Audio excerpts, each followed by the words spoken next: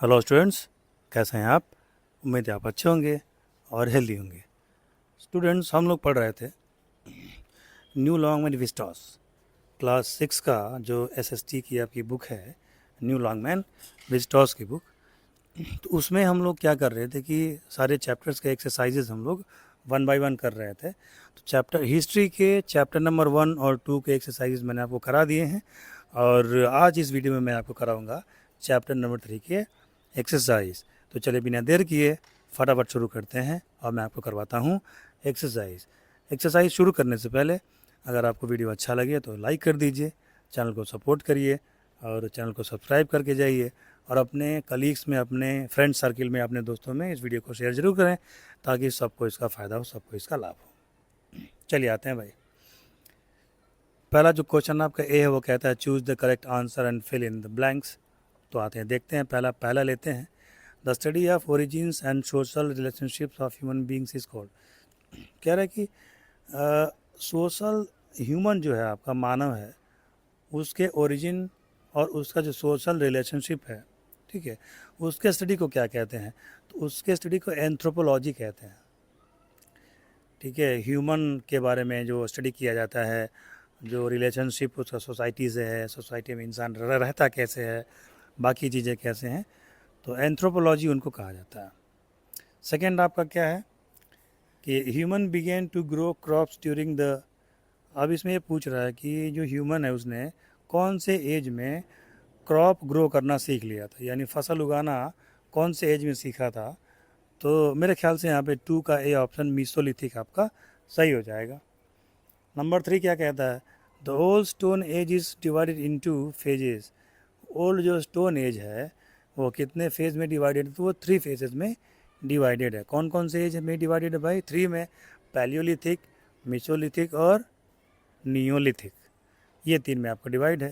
एक बार फिर से दोहरा देता हूँ, पैलियोलिथिक, मेसोलिथिक और पैलियोलिथिक, मेसोलिथिक और नियोलिथिक। ठीक है, ये 3 में आपका डिवाइड है। 4 आपका क्या कह रहा है, early human use fire to. तो जो पुराने ज़माने के लोग होते थे, अर्ली ह्यूमन जो होते थे, वो फायर का यूज किसके लिए करते थे। तो ऑप्शन सी जो है स्केयर एनिमल्स, वो आग का यूज़ जानवरों को डराने के लिए करते थे, क्योंकि वो जंगल में रहते थे, फॉरेस्ट में रहते थे, वहाँ जंगली जानवर ज़्यादा रहते थे, तो जंगली जानवरों से उनको खतरा था, तो उनको डराने के लिए, क्योंकि जंगली जानवर आग से डरते हैं, तो फायर का पहले इस्तेमाल इसी रूप में उन्होंने किया था। 5 आपका क्या है, the biggest discovery of the neolithic age was. Neolithic age की सबसे बड़ी डिस्कवरी आपकी क्या है। तो ऑप्शन दिया है एग्रीकल्चर, स्टीम इंजन्स, और ऑप्शन देख लेते हैं क्या दिया हुआ है। और ऑप्शन दिया आपका एनिमल हस्बेंड्री। ठीक है, एनिमल हस्बेंड्री का मतलब होता है पशुपालन। तो अब मेरे ख्याल से एग्रीकल्चर उसमें आपका ऑप्शन सही होगा। ठीक है, इसको आप मिला भी लीजिएगा, कंफर्म अपने टीचर से भी आप इस पॉइंट को कर लीजिएगा। तो मेरे हिसाब से एग्रीकल्चर होना चाहिए, लेकिन कुछ टीचर कह सकते हैं कि एनिमल हस्बेंड्री भी हो सकता है, क्योंकि एनिमल हस्बेंड्री का भी जिक्र आपके बुक में डिटेल में किया हुआ। बी देख लेते हैं, फिल इन द ब्लैंक्स को। कह रहा है कि human beings producing crops through long. अब ह्यूमन जो बींग थे, जो लोग थे वहाँ के, वो क्रॉप प्रोड्यूस कर रहे थे। तो कैसे प्रोड्यूस कर रहे थे, तो इसमें है आपका लॉन्ग ऑब्जर्वेशन। मैंने लॉन्ग 2 बार लिख दिया है, एक बार तो पहले से लिखा हुआ है, तो लॉन्ग ऑब्जर्वेशन हो जाएगा एंड विद ह्यूमन एक्सपीरियंस। जो ह्यूमन को इसमें एक्सपीरियंस था और उनका जो लंबे समय से जो ऑब्जर्वेशन कर रहे थे फसलों के पैटर्न का, ठीक है, तो उन इन दोनों के मिलने से, दोनों का फ़ायदा लेकर के वो लगातार क्रॉप प्रोड्यूसिंग करते जा रहे थे, खेती किसानी करते जा रहे थे। दूसरा क्या है, domestication of plants and animals led to the emergence of village communities based on social या ऑर्गेनाइज लाइफ।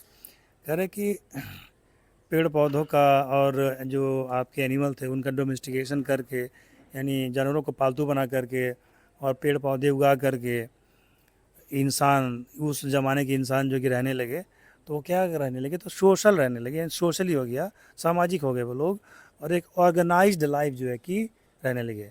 पहले उनका लाइफ ऑर्गेनाइज नहीं था, यानी वो घूमंतु टाइप के लोग थे, जहाँ जहाँ शिकार मिलता, जहाँ जहाँ जानवर मिलता वहाँ वहाँ हो जाते। लेकिन बाद में क्या कि वो छोटे छोटे घर बना के रहने लगे, उन्होंने धीरे धीरे बस्तियाँ बसा ली, गाय भैंसें पाल ली, जानवरों को पालतू बना लिया, तो वो एक ही साथ मतलब ऑर्गेनाइज तरीके से रहने लगे। तीसरा क्या है, people made crude and unshaped tools.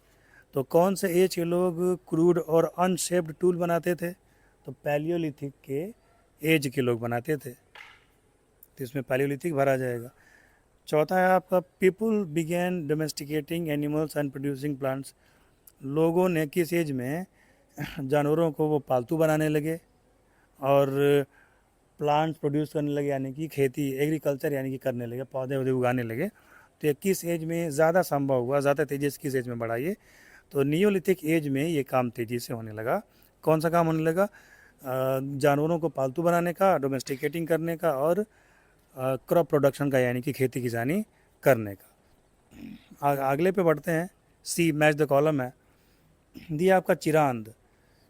तो कॉलम ए में कुछ जगहें हैं, ये आपके उस ज़माने के साइट्स हैं जहाँ से खुदाई में, एक्सकेवेशन में सारी चीज़ें मिली और जिनको पढ़ने से देखने से हमें हिस्ट्री के बारे में पैलियोलिथिक, मीसोलिथिक और पूरे स्टोन एज के बारे में हमें सही जानकारियाँ मिली। तो कॉलम ए में क्या है, उसके साइट्स हैं, और कॉलम बी में उस कंट्री का नाम है जहाँ ये मिले। मेहरगढ़ नहीं, चिरांद आपका बिहार में है, सॉरी, फर्स्ट का सी से मैच करेंगे। चिरांद आपका बिहार में है। दूसरा आपका मेहरगढ़, तो मेहरगढ़ आपका कहाँ है? तो ये बलूचिस्तान में है। तीसरा आपका है कैटल ह्यूइक, तो ये कहाँ पे है? ये आपका टर्की में है, जिसको आजकल तुर्कीये नाम से भी जाना जाता है, उसने अपना नाम बदल लिया है, तुर्कीये कर लिया है। फोर्थ वाला है हुलूर, तो हलूर कहाँ पे आपका है? तो ये आंध्र प्रदेश में है। और दावजाली हैदिंग, पांचवा दावजाली हैदिंग है, तो वो कहाँ पे है? तो वो आपका ब्रह्मपुत्र वैली में है। ब्रह्मपुत्र वैली का मतलब आसाम का जो एरिया, आप समझ सकते हैं उसको। तो ये एक्सरसाइज जो था इसको मैंने आपको करा दिए। क्वेश्चन आंसर के बारे में आपको हर वीडियो में कहता हूँ, आज भी कहूँगा कि क्वेश्चन आंसर आप पूरा चैप्टर पढ़ करके, उसकी कहानी को समझ करके, छोटे छोटे सेंटेंस बना करके अपने मन से आप लिखेंगे ना, तो बहुत कुछ आपको सीखने को मिलेगा और आप मजबूत भी होंगे। मिलते हैं आपसे इस वीडियो में, इतना ही। मिलते हैं आपसे चैप्टर नंबर 4 के एक्सरसाइज के साथ। तब तक के लिए जय हिंद, जय भारत। चैनल को सब्सक्राइब कर दीजिए और वीडियो को शेयर करते रहिए।